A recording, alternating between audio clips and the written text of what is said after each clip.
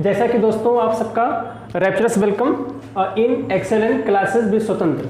तो जैसा कि मैं आप सबको आर्टिकल्स पढ़ा रहा हूँ, ए एंड द का प्रयोग कहाँ करते हैं इसकी मैं चर्चा कर रहा हूँ। तो हम लोगों ने कल ए एंड द का प्रयोग पढ़ा, द का प्रयोग पढ़ा और आज भी हम लोग पढ़ेंगे। तो आज आपका थर्ड लेक्चर होगा। जैसा कि मैं कल आप सबको वन वर्ड सब्स्टिट्यूशन पढ़ाया था और मैं आज आप सबको आइडियम्स एंड फ्रेजेस पढ़ाऊंगा। जैसा कि आपके यूपी टेट में या किसी भी एग्ज़ाम में जो कम्पिटिटिव एग्जामिनेशन है टीचिंग का, उसमें आइडियम्स फ्रेज या फ्रेजल वर्ब उसमें आता है। तो मैं यहाँ पर जो 7 आइडियम्स फ्रेज 7 आइडियम्स फ्रेज लिखा हूँ, इसकी चर्चा करने अभी मैं जा रहा हूँ और कुछ तरीक़ा से मैं आपको इसको बताऊँगा। तो कल वन वर्ड सब्स्टिट्यूशन पढ़ाया था, आज आइडियम्स फ्रेज ले रहे हैं। कल मैं आप सबको सिनोनिम्स पढ़ाऊँगा, उसके बाद एंटोनिम्स पढ़ाऊँगा, उसके बाद जो स्पेलिंग मिस्टेक है, जो स्पेलिंग पूछ लेता है कि कौन सी स्पेलिंग सही होगी, कौन सी गलत है, उसकी भी चर्चा हम करेंगे। तो रोज़ वीडियो जो वर्ड पावर का होगा, वोकैब का, वो रोज़ अलग अलग होगा। ठीक, तो जैसा कि मैं आज आइडियम्स एंड फ्रेजेस की चर्चा करने जा रहा हूँ और जैसा कि आइडियम्स फ्रेज में जो आपको बताऊँगा, जो मुहावरा में बताऊँगा, तो आइडियम्स फ्रेज कभी रटा नहीं जाता, उसको हम लोग समझ समझ के याद करेंगे, समझ समझ के पढ़ेंगे, उसको हम जोड़ कर पढ़ेंगे, ध्यान करना। तो आइडियम्स फ्रेज बहुत टाइप के होते हैं। जैसे मैं आज आप देख सकते हैं रेड कलर, यानी कि आज मैं जो आइडियम्स फ्रेज पढ़ाने जा रहा हूँ, आपका जो आइडियम्स फ्रेज है रेड पे आधारित है। तो आप यहाँ देख सकते हैं रेड पर आधारित है। ठीक, तो ध्यान करना, आज हम लोग रेड पर पढ़ेंगे, रेड कलर का आइडियम्स फ्रेज पढ़ेंगे, रेड का जो आइडियम्स फ्रेज है उससे समझ पढ़ेंगे। फिर उसके बाद हम लोग ब्लू कलर का पढ़ेंगे, व्हाइट कलर का पढ़ेंगे, ब्लैक कलर का पढ़ेंगे आइडियम्स फ्रेज। फिर कुछ एनिमल से रिलेटेड है उससे पढ़ेंगे, इस चीज़ को ध्यान करना। जैसे मैं यहाँ क्या लिखा हूँ, रेड, आप देख सकते हैं क्या लिखा हूँ, रेड। जैसा कि हम सभी भारतीयों को पता है कि जो रेड शब्द है, अगर कहीं पर रेड शब्द आ जाता है तो रेड शब्द का अर्थ क्या होता है। ठीक, अगर हम उसको रेड का अर्थ जाने तो रेड मतलब लाल होता है, तो सही है। लेकिन रेड का अगर हम आइडियम्स फ्रेज तरीके से जाने तो आपको पता है कि जो रेड है, ये रेड किसका अर्थ देता है, रेड किसका सेंस देता है। तो रेड का जो सेंस होता है ना, किसका सेंस होता है रेड का, आपका पैशन का। रेड मतलब क्या होता है आपका, रेड किसका सेंस देता है, पैशन का, ध्यान करना। और किसका दे सकता है आपका, डेंजर का। किसका सेंस दे सकता है, डेंजर का। और किसका सेंस दे सकता है, एनर्जी का, इस ध्यान करना। और जीलिसी का। तो मैं यहाँ पर आपको ये बताना चाह रहा हूँ कि आज मैं जो टॉपिक लिया हूँ आइडियम्स फ्रेज, ये रेड से रिलेटेड है।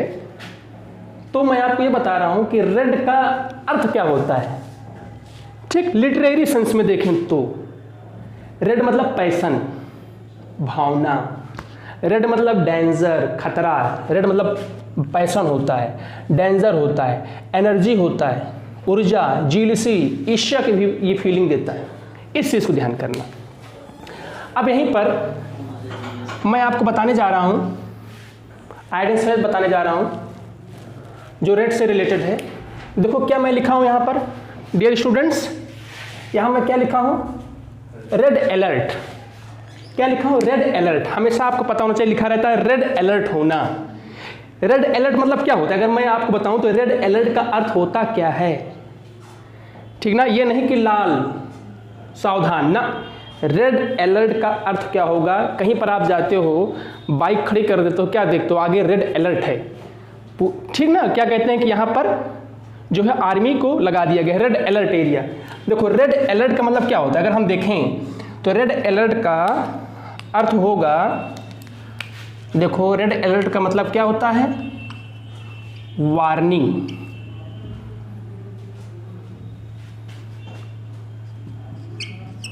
क्या मैं लिखा हूं, वार्निंग। इस चीज से ध्यान करना, रेड अलर्ट मतलब वार्निंग, यानी खतरे का निशान होता है, सिंबल ऑफ डेंजर। इस चीज को ध्यान करना। दूसरा मैं क्या लिखा हूं, ए रेड लेटर डे। ठीक, अब यहां पर इसका अर्थ मत निकाल लेना कि लाल पत्र दिन, नहीं, रेड लेटर डे, इसका मतलब क्या होता है? Red letter day. कभी कभी आप लोग पत्र लिखे होंगे रेड कलर करके, जब आप पत्र लिखते हैं रेड से किसी को, तो आप में एक फीलिंग आती है, तो वो लेटर क्या रहता है आपके लिए? बड़ा इंपॉर्टेंट रहता है। किसी को भी आप पत्र लिखें तो अगर रेड कलर से आप लिख रहे हैं तो क्या रहता है? बड़ा इंपॉर्टेंट रहता है। तो रेड लेटर मतलब क्या होता है? रेड लेटर का मीनिंग होगा इम्पॉर्टेंट, इम्पॉर्टेंट डे, महत्वपूर्ण दिन। क्या अर्थ होता है? महत्वपूर्ण दिन। फिर मैं क्या लिखा हूं तीसरा? To paint the town red, to paint the town red. अब ये बताइए, रेड लेटर डे मतलब वार्निंग, रेड लेटर डे मतलब इंपॉर्टेंट डे। अभी मैं इसका एग्जांपल दूंगा, उदाहरण दूंगा। फिर मैं लिखा हूं to paint the town red. अब देखो, अब आपके माइंड में क्या आएगा? आप पेपर में देखते हैं तो आप सोचते हैं यार ये क्या लिखा है, to paint the town red. आप सोचेंगे कि घूम घूम कर टाउन को, नगर को, शहर को रेड कलर से रंगना, आप ये सोच लेते हैं। बट उसका आइडियम्स है ना, मुहावरा जैसे हिंदी में होता है, तो जाहिर सी बात है to paint the town red. क्या मैं लिखा हूं? To paint the town red. तो पहले का अर्थ क्या मैं बताया हूं? रेड लेटर डे यानी महत्वपूर्ण दिन। रेड लेटर डे मतलब इंपॉर्टेंट डे, और रेड अलर्ट मतलब क्या होता है? Warning. To paint the town red का मतलब क्या होता है? तीसरा, टू सेलिब्रेट, टू सेलिब्रेट करना अथवा एंजॉय करना। फिर में चौथा क्या है? Red handed. रेड हैंडेड मतलब क्या होता है? टू कैच, टू कैच, किसी को पकड़ना, गलत काम करते हुए किसी को पकड़ना, रेड हैंडेड। फिर क्या लिखा है? Red carpet welcome. अब रेड मतलब लाल, कारपेट वेलकम। जैसे आप कहीं शादी ब्याह में जाते हैं तो आपका क्या होता है? आप शादी ब्याह में जाते हैं तो क्या होता है बच्चों? हाँ देखो, पूरे शादी ब्याह में पूरा बिछा रहता है ना, गलीचा पूरा बिछा रहता है ना रेड कलर का।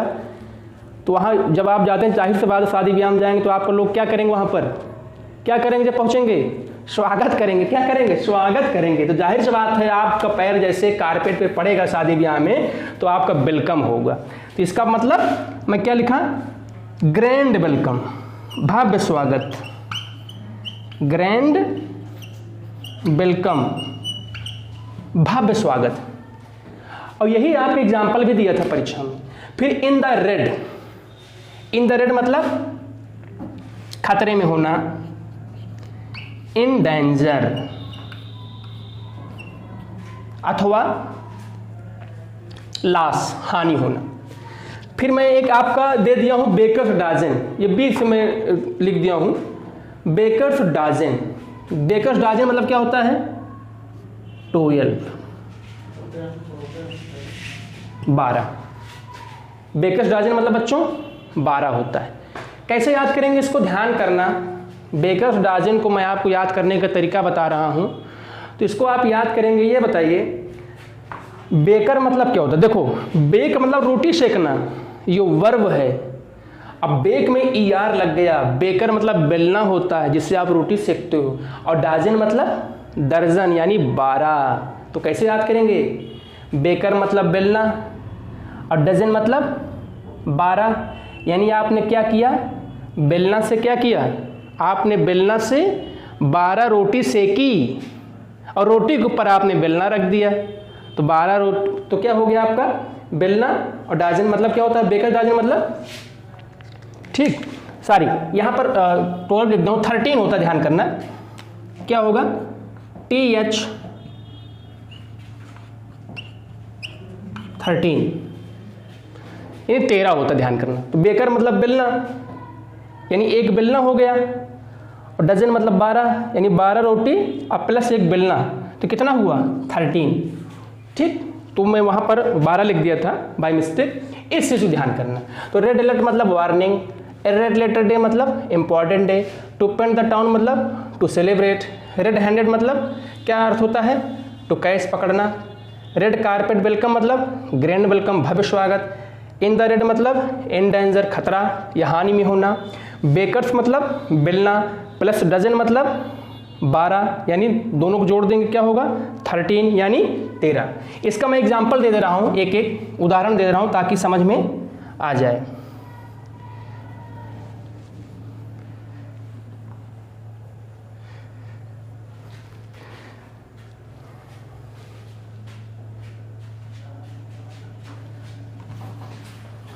तो रेड अलर्ट का मैं आपको उदाहरण दिया, क्या मैं लिखा कि द ट्रूप्स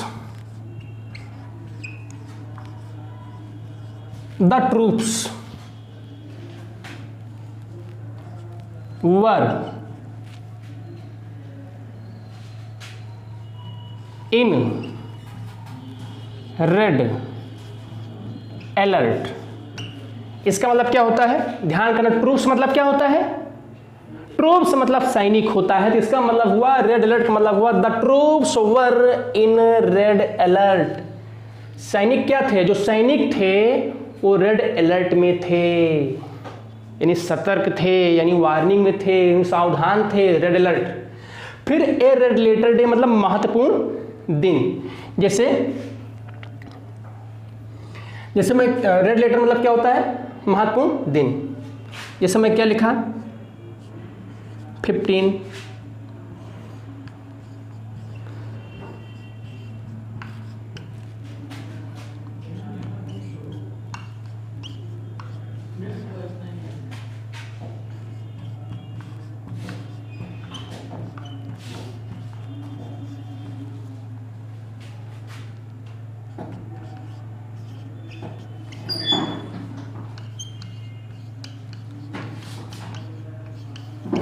मैं यहां पर क्या लिखा कि 15 August is a red letter day in our country. इसका मतलब हुआ कि 15 अगस्त हमारे देश में ए रेड लेटर डे है, यानी 15 अगस्त हमारे देश में एक बहुत इंपॉर्टेंट डे माना जाता है।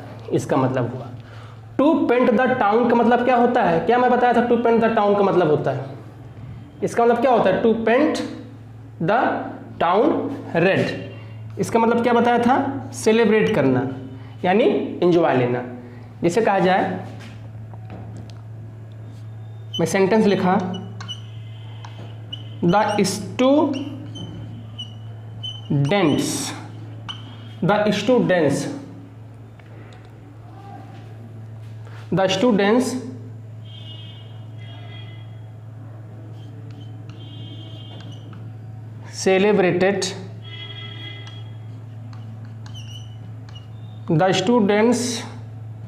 celebrated to paint the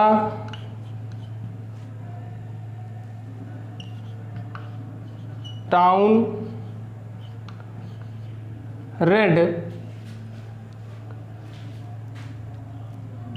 इसका मतलब क्या हुआ कि the student celebrated to paint the town red. इसका अर्थ हुआ कि छात्र जो थे उन्होंने क्या किया, एंजॉय लिया, यानी उन्होंने सेलिब्रेट किया, उन्होंने उत्सव मनाया।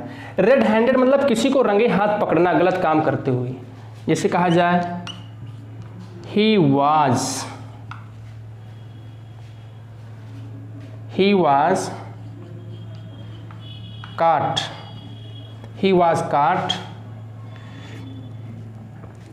caught in red handed. इसका अर्थ क्या हुआ, उसे रंगे हाथों पकड़ा गया, रेड हैंडेड का अर्थ होता है। और रेड कारपेट वेलकम का मतलब किसी का भव्य स्वागत करना, इसका। जिसे कहा जाए द एक्टर मतलब अभिनेता, द एक्टर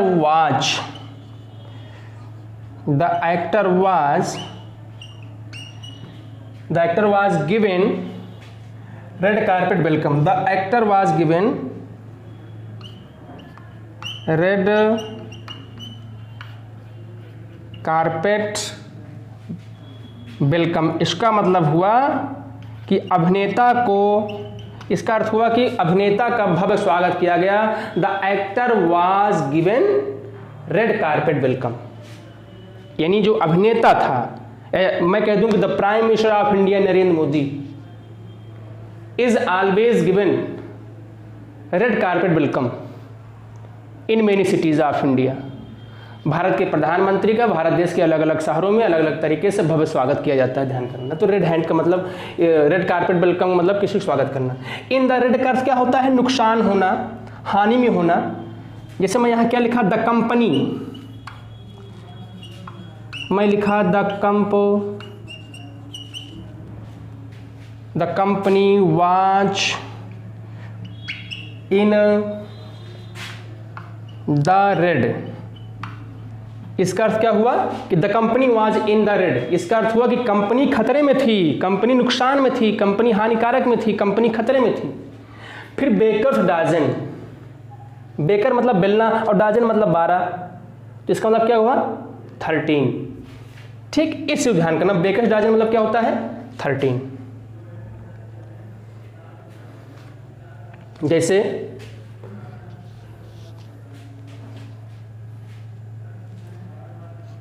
मैं क्या लिखा, please open the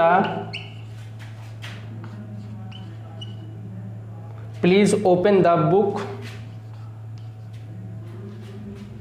please open the book eight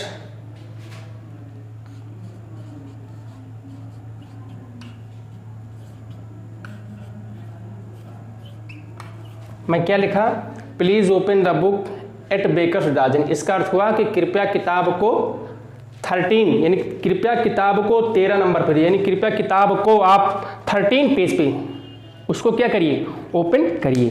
तो ये क्या था आपका आइडेंस फ्रेज था, जो मैं 7 आइडेंस फ्रेज करके दिया। तो अब मैं इसके बाद किसके चर्चा करेंगे, आर्टिकल्स। द का प्रयोग जैसे कल पढ़ा रहा था।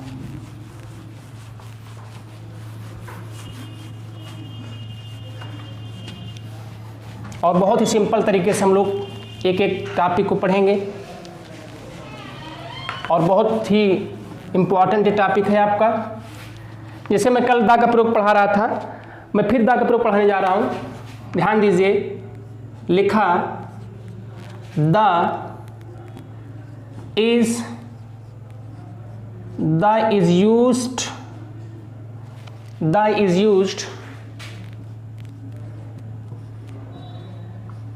before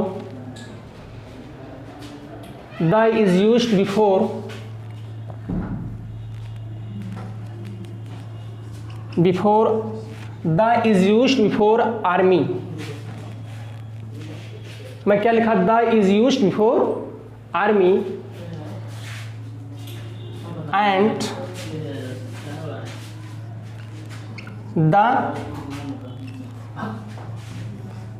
the title. मैं क्या लिखा हूं कि the is used before army and the title. तो द का प्रयोग कहाँ करते हैं, सेनाओं के नाम के पहले करते हैं। किसी भी देश की जो सेना होती है उसके पहले किसका प्रयोग करेंगे, द का प्रयोग करते हैं। और जब किसी व्यक्ति को या किसी भी व्यक्ति को जब कोई टाइटल दी जाए, किसी को कोई पदवी दी जाए, उसके पहले द का प्रयोग करते हैं। जैसे द एयरफोर्स बोलते हैं, द नेवी बोलते हैं, द आर्मी बोलते हैं। तो एयरफोर्स क्या है, नेम एयरफोर्स, आर्मी, एयरफोर्स है, नेवी है, आर्मी है, पुलिस है, इनके पहले किसका प्रयोग करेंगे, द का। द सीआरपीएफ है, द बीएसएफ है, द का प्रयोग करेंगे। और जब किसी को कोई पदवी दी जाए, सम्मान सूचक, जब किसी को रिस्पेक्टफुल करके कोई पदवी दी जाए तो उसके पहले द का प्रयोग करेंगे। जैसे हमेशा आप बताइए, जैसे बोलते हैं द डिस्ट्रिक्ट मजिस्ट्रेट, तो डिस्ट्रिक्ट मजिस्ट्रेट पहले क्या लगेगा, द लगेगा। फिर जैसे किसी राज्य का मुख्यमंत्री हो तो आप क्या बोलते हो, द चीफ मिनिस्टर, नहीं उसकी पदवी क्या है, द चीफ मिनिस्टर बोलते हो ना, द चीफ मिनिस्टर, द लगेगा।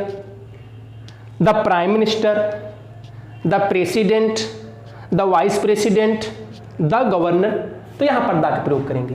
तो द का प्रयोग सेनाओं के पहले करते हैं। और जब किसी को कोई टाइटल दी जाए, जैसे मैं एक उदाहरण लिया कि the police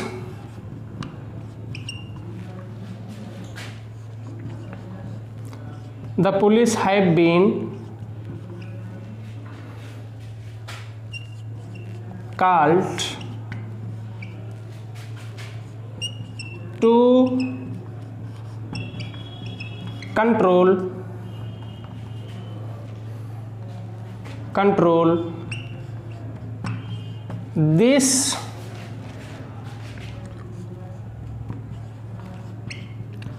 this violence affected area। तो ये सेंटेंस सही है, और गलत कैसे करेगा? Police have been called to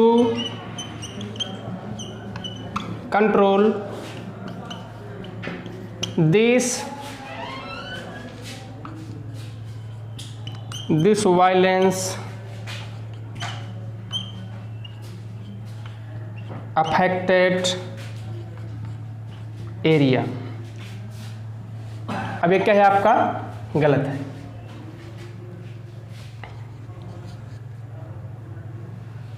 फिर इसी तरह अगर मैं लिख दूं आई वांट टू ज्वाइन इन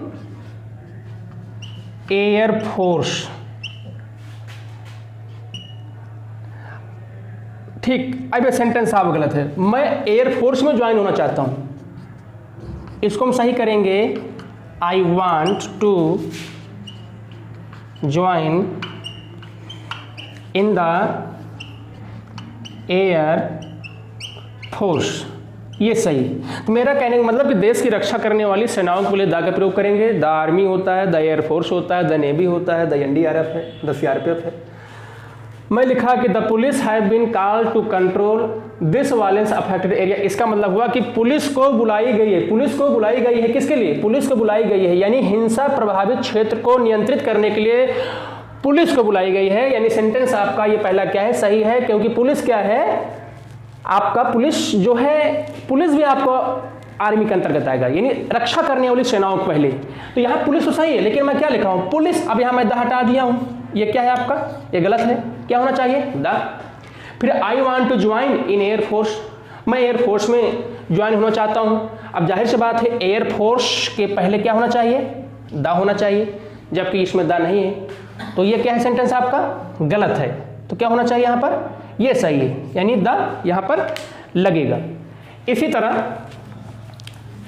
मैं आपको बताने जा रहा हूँ कि जब किसी को कोई टाइटल देते हैं, जैसे प्रधानमंत्री के पहले क्या बोल दो? अब जैसे नरेंद्र मोदी हैं तो क्या बोलोगे? Prime minister of India Narendra Modi कि the prime minister of India Narendra Modi? आप द लगाएंगे। जैसे मैं सेंटेंस क्या लिखा? Prime minister of India, Bharat के प्रधानमंत्री, prime minister of India.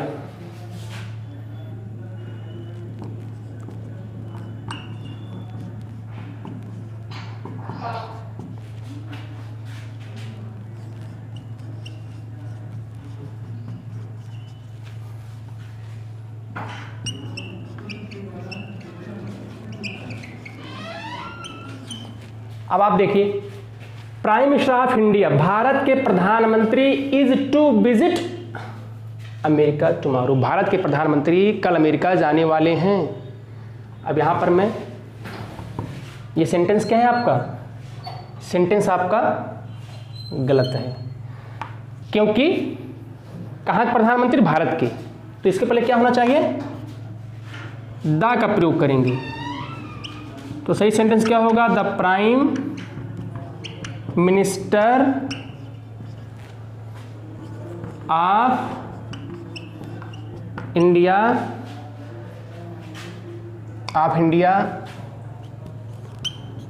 Is to visit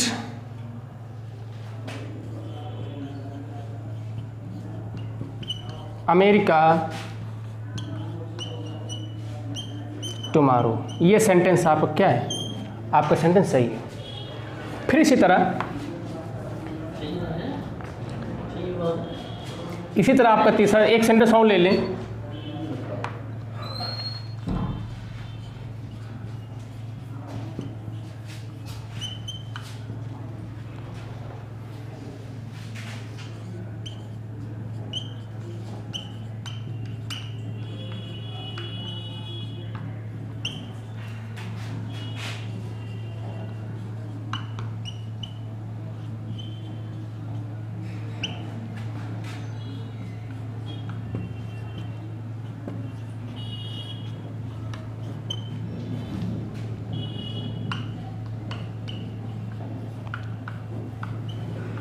ये सेंटेंस भी गलत है।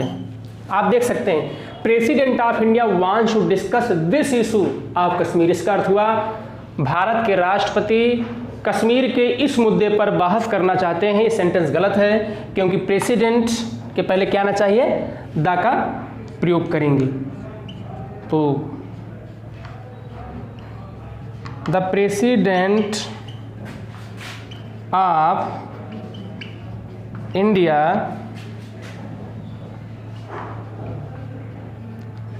wants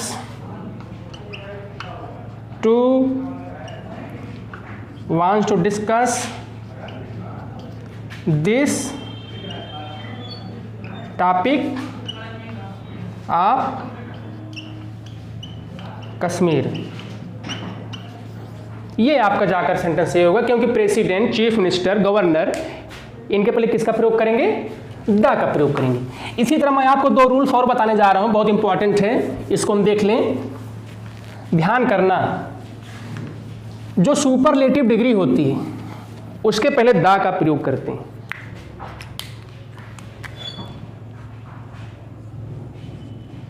द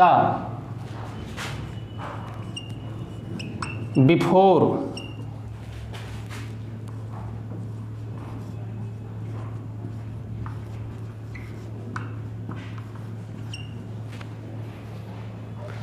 द का प्रयोग कहाँ करते हैं, सुपरलेटिव डिग्री के पहले। The before superlative degree. The किसके पहले आता है, सुपरलेटिव डिग्री के पहले आता है। सुपरलेटिव डिग्री क्या है, देखो सुपरलेटिव डिग्री का मतलब आगे हम लोग पढ़ेंगे पार्ट ऑफ इस चीज में। डिग्री 3 होती है, पॉजिटिव, कंपैरेटिव, सुपरलेटिव। इतना आपको मैं थोड़ा सा हिंट बता दे रहा हूँ। सुपरलेटिव डिग्री उसे कहते हैं जहाँ पर जब किसी एक व्यक्ति या वस्तु की हम तुलना करते हैं बहुत सारे व्यक्तियों में या वस्तुओं में या स्थानों से, और जिसकी तुलना करते हैं उस व्यक्ति के पास क्या होता है, दूसरों की अपेक्षा, दूसरों से ज़्यादा उसके पास ज़्यादा क्वालिटी होती है, या वो व्यक्ति या वस्तु दूसरों से ज़्यादा बढ़ चढ़ कर होती है, तो उसे सुपरलेटिव डिग्री कहते हैं, सर्वोच्च दशा। और सुपरलेटिव डिग्री के लिए हमेशा द का प्रयोग करेंगे। जैसे मैं क्या लिखा, Ram, Ram is the best student. मैं क्या लिखा, Ram is the best student, Ram is the best student of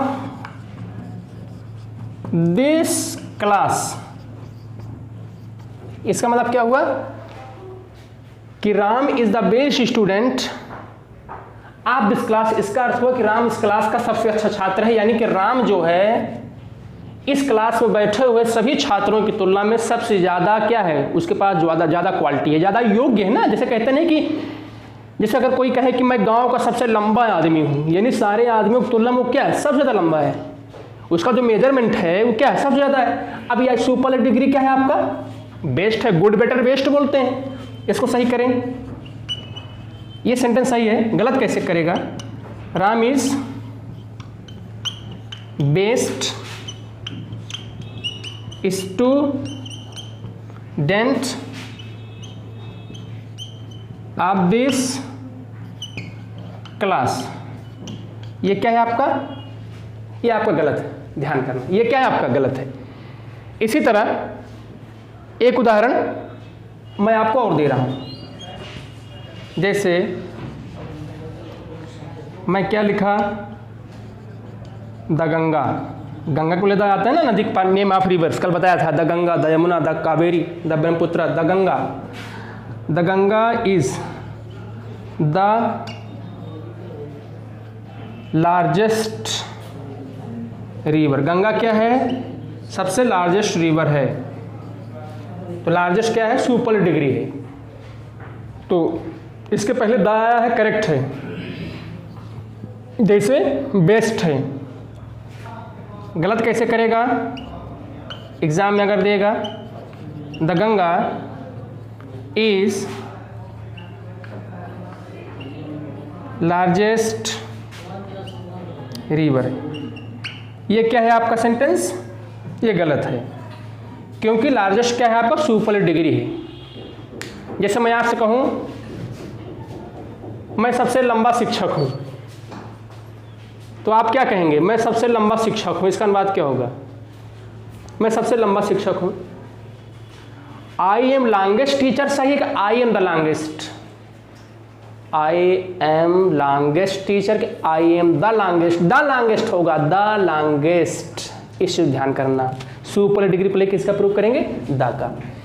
मैं आपके सामने एक रूल और रख रहा हूं सुपर डिग्री का।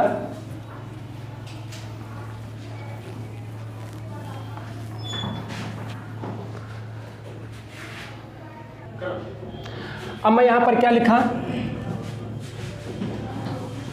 The is used, the is used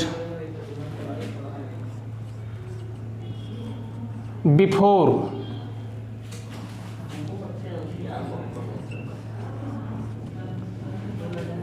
some words. The का प्रयोग कहाँ करते हैं? The is used before some words. The का प्रयोग कुछ शब्दों के पहले किया जाता है। वो कौन कौन शब्द है मैं आपको यही मैं उन शब्दों को लिख दे रहा हूं। ये देखिए, some of, none of, one of, a lot of,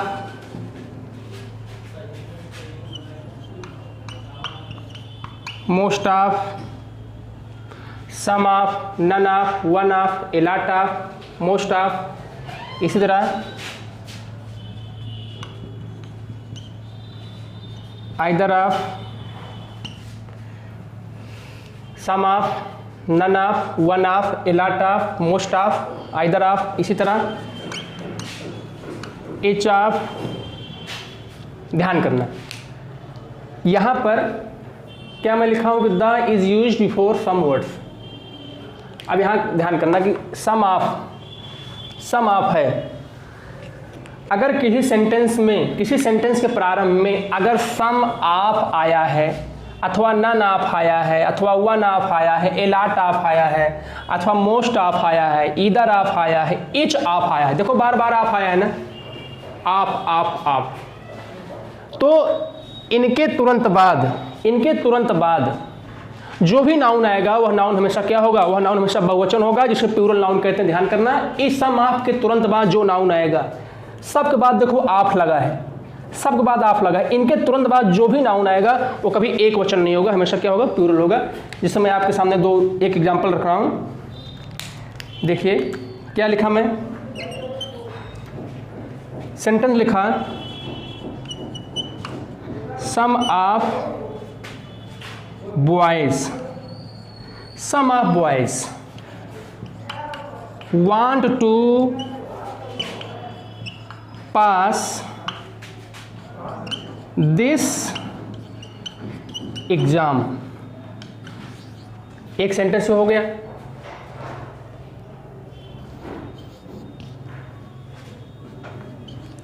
some of boys want to pass this exam, इसका अर्थ हुआ कि कुछ लड़के इस परीक्षा को पास करना चाहते हैं। अब यहां पर मैं क्या लिखा हूं? सम ऑफ लिखा हूं। नाउन क्या है? बॉयज है। सम ऑफ बॉय नहीं होगा, बॉयज होगा। हम लोग आगे पढ़ेंगे बॉय में क्यों लगा रहे हैं, आगे इसका रूल आएगा नाउन में। बट इतना ध्यान करना, इनके बाद ऑफ लगा है, द का प्रयोग करेंगे। ये सेंटेंस सम ऑफ बॉयज जो है गलत है। सही क्या होगा इसका? इसको हम लिखेंगे सम ऑफ द बॉय, मत लिखना, गलत होगा, यहां द आएगा। सम ऑफ द बॉयज, वांट लिखेंगे, यस नहीं लगेगा, क्योंकि ये क्या है, नाउन आपका प्लूरल है, एक से अधिक है। Some of the boys want to pass this exam. ये सेंटेंस क्या है आपका, सेंटेंस सही हुआ। ये आपका यहाँ पर गलत था, क्योंकि बॉयज से पहले क्या होना चाहिए, द, ये रॉन्ग था। एक एग्जाम्पल मैं आपको और दे रहा हूँ। क्या सेंटेंस लिखा, one of student, one of students has gone to